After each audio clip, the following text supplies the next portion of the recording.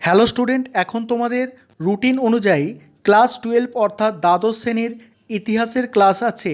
আর আজকের ক্লাসে তোমাদের 2 নম্বর অধ্যায় থেকে সমস্ত এমসিকিউ আমি কমপ্লিট করিয়ে দেব। অর্থাৎ 2 নম্বর অধ্যায় থেকে আজকের ক্লাসে আমি 35টা এমসিকিউ আলোচনা করব, যেখান থেকে তোমরা অতি অবশ্যই প্রশ্ন কমন পাবে। আর আগের ক্লাসে তোমরা যারা অনলাইন ক্লাস করছো আমার কাছে, আগের ক্লাস পর্যন্ত তোমাদের আমি 1 নম্বর অধ্যায়ের বড় প্রশ্ন অর্থাৎ 8 নম্বরের প্রশ্ন এবং এমসিকিউ আলোচনা কমপ্লিট করিয়ে দিয়েছিলাম, কারণ 1 নম্বর অধ্যায় থেকে তোমাদের ছোট এসএকিউ প্রশ্ন আসে না। আজকের ক্লাসে তোমাদের আমি 2 নম্বর অধ্যায় থেকে সম্পূর্ণ এমসিকিউ আলোচনা কমপ্লিট করিয়ে দেব। আর তোমরা যারা ইউটিউবে ভিডিওটা দেখছো, তোমাদের উদ্দেশ্যে বলে রাখি যে অনলাইন কোচিং ক্লাস চলছে ইতিহাস সাবজেক্টটার ওপরে।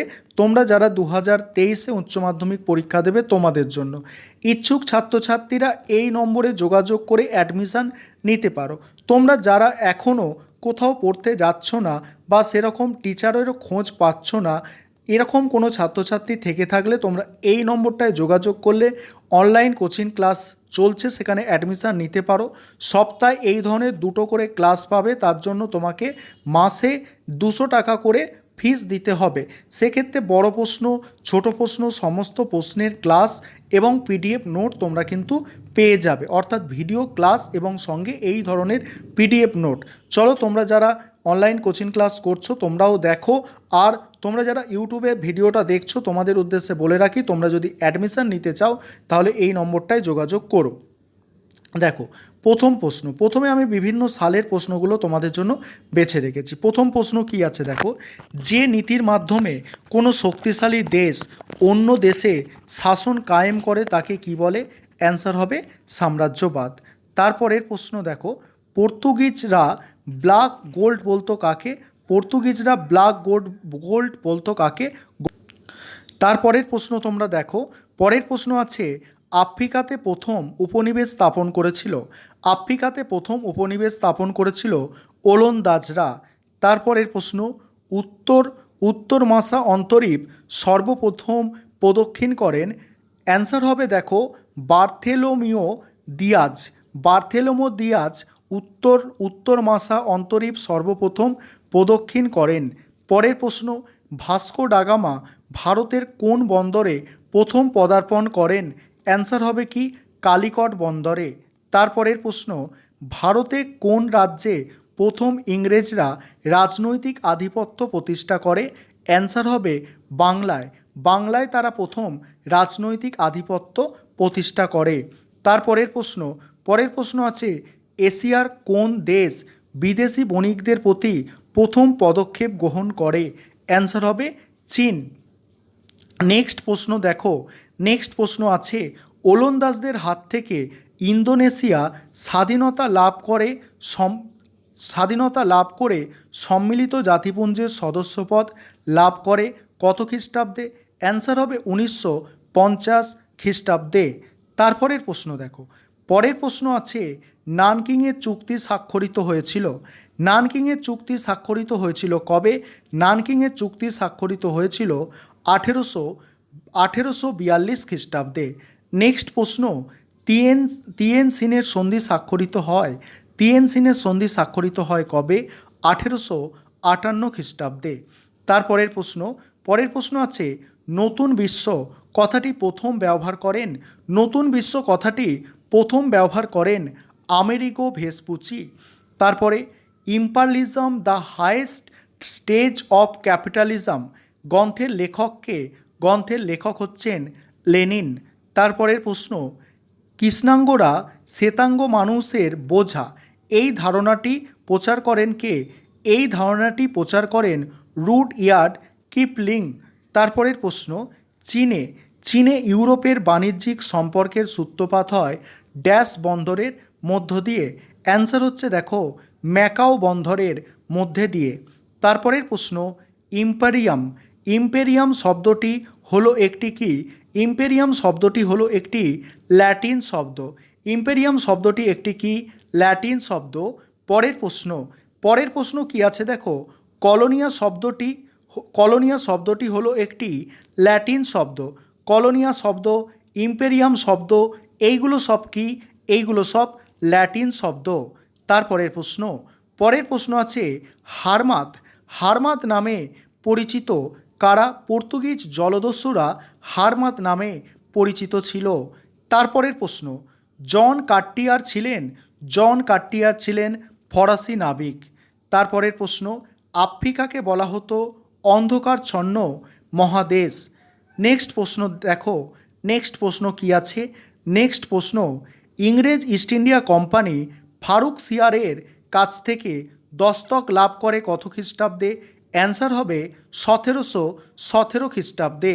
তারপরের প্রশ্ন, নয়া সাম্রাজ্যবাদ কথাটি ব্যবহার করেন? নয়া সাম্রাজ্যবাদ কথাটি ব্যবহার করেন, অ্যান্সার হচ্ছে ডেভিড থমসন। কি বললাম? অ্যান্সার হবে ডেভিড থমসন। তারপরের প্রশ্ন দেখো, পরের প্রশ্ন, ভারতে ফরাসি ইস্ট ইন্ডিয়া কোম্পানির গভর্নর ছিলেন কে? ভারতে ফরাসি ইস্ট ইন্ডিয়া কোম্পানির গভর্নর ছিলেন জোসেফ ডুপ্লে। পরের প্রশ্ন, বক্সারের যুদ্ধের সময় মুঘল সম্রাট ছিলেন? বক্সারের যুদ্ধের সময় মুঘল সম্রাট ছিলেন কে? দ্বিতীয় শাহ আলম। মুঘল সম্রাট ছিলেন কে? মুঘল সম্রাট ছিলেন হচ্ছে দ্বিতীয় শাহ আলম। তারপরের প্রশ্ন দেখো, তারপরের প্রশ্ন, বাফার বা নিরপেক্ষ দেশ হিসাবে স্বীকৃতি পায় মধ্য এশিয়ার কে? মধ্য এশিয়ার হচ্ছে আফগানিস্তান। তারপরের প্রশ্ন, ইন্দোনেশিয়া কোন ইউরোপীয় শক্তির উপনিবেশ ছিল? অ্যান্সার হবে কি? অ্যান্সার হবে ওলন্দাজ। তারপরের প্রশ্ন দেখো, দূরপ্রাচ্য বলা হয়, দূরপ্রাচ্য কাকে বলা হয়? অ্যান্সার হবে চীন ও জাপানকে দূরপ্রাচ্য বলা হয়। চীন ও জাপানকে দূরপ্রাচ্য বলা হয়। তারপরে দেখো, পরের প্রশ্ন কি আছে? কোন ইউরোপীয় দেশ সর্বপ্রথম জলপথে চীনে পৌঁছায়? অ্যান্সার হবে পর্তুগাল। কোন ইউরোপীয় দেশ সর্বপ্রথম জলপথে চীনে পৌঁছায়? অ্যান্সার হলো কি? পর্তুগাল। পরের প্রশ্ন, 29শে আগস্ট 1882 খ্রিস্টাব্দে চীনে কোন চুক্তি স্বাক্ষরিত হয়? অ্যান্সার হবে নানকিংয়ের সন্ধি স্বাক্ষরিত হয়। তারপরের প্রশ্ন দেখো, তারপরের প্রশ্ন দেখো, সিমনোসেকির সন্ধি স্বাক্ষরিত হয়। সিমনোসেকির সন্ধি স্বাক্ষরিত হয় কাদের মধ্যে? চীন ও জাপানের মধ্যে সিমনোসেকির সন্ধি স্বাক্ষরিত হয়। তারপরের প্রশ্ন, পরের প্রশ্ন আছে, চীনে মুক্ত দ্বার নীতি বা ওপেন ডোর পলিসি ঘোষণা করেন কে? স্যার জন হে। স্যার জন হে মুক্ত দ্বার পলিসি বা মুক্ত দ্বার নীতি বা ওপেন ডোর পলিসি ঘোষণা করেন। তারপরের প্রশ্ন দেখো, তারপরের প্রশ্ন, ওয়েলথ অফ নেশন গ্রন্থের রচয়িতা? ওয়েলথ অফ নেশন গ্রন্থের রচয়িতা হচ্ছে অ্যাডাম স্মিথ। তারপরের প্রশ্ন, মার্কেলটাইলবাদ কথাটি সর্বপ্রথম ব্যবহার করেন কে? মার্কেলটাইলবাদ কথাটি সর্বপ্রথম ব্যবহার করেন অ্যাডাম স্মিথ। তারপরের প্রশ্ন দেখো, পরের প্রশ্ন, পুঁজিবাদের জঠরে সাম্রাজ্যবাদের জন্ম, এটা কে বলেছেন? পুঁজিবাদের জঠরে সাম্রাজ্যবাদের জন্ম, এটা বলেছেন কে? অ্যান্সার হবে লেনিন। তারপরের প্রশ্ন কি আছে দেখো, জে এ হবসন ছিলেন একজন কি? ব্রিটিশ ঐতিহাসিক। নেক্সট প্রশ্ন, আর আজকের ক্লাসের শেষ প্রশ্ন, ইংল্যান্ডের শিল্প বিপ্লব সংগঠিত হয় কবে? অষ্টাদশ শতাব্দীতে। এই ছিল আজকের ক্লাস। আবারও বলছি, যারা ভাবছো অ্যাডমিশান নেবে এবং এই ইতিহাস সাবজেক্টে 90% বেশি নম্বর পেতে চাইছো, তোমাদের বলবো এই নম্বরে তোমরা হোয়াটসঅ্যাপ করে যোগাযোগ করো এবং অ্যাডমিশান নিয়ে নাও। আবারও বলছি, যারা কোথাও পড়তে যাচ্ছ না, প্রাইভেট পড়তে যাচ্ছ না এবং স্কুলেও ভালো ক্লাস হচ্ছে না তোমাদের, তোমরা ভাবছো যে এই সাবজেক্টটা আমরা ভালো পেরে উঠছি না, তাদের বলবো, অর্থাৎ তোমরা যারা পিছিয়ে পড়ছো তোমাদের বলছি, তোমরা কিন্তু এই নম্বরে যোগাযোগ করে অ্যাডমিশান নিতে পারো। সেক্ষেত্রে মাসে 200 টাকা করে ফিস দিতে হচ্ছে, সপ্তাহে 2টো করে ক্লাস, এই রকম ভিডিও ক্লাস সঙ্গে পিডিএফ নোট পাবে এবং এই কিছু পরে, অর্থাৎ 2টো চ্যাপ্টার আলোচনা হলো, অর্থাৎ পড়া হয়ে গেল, তারপরে একটা ছোট্ট মক টেস্ট, এইভাবে আমাদের কিন্তু পড়াটা কন্টিনিউ হতে থাকবে এবং শেষে যখন সমস্ত অধ্যায় পড়া হয়ে যাবে তখন আমাদের কিন্তু 80 নম্বরের মক টেস্ট নেওয়া হবে।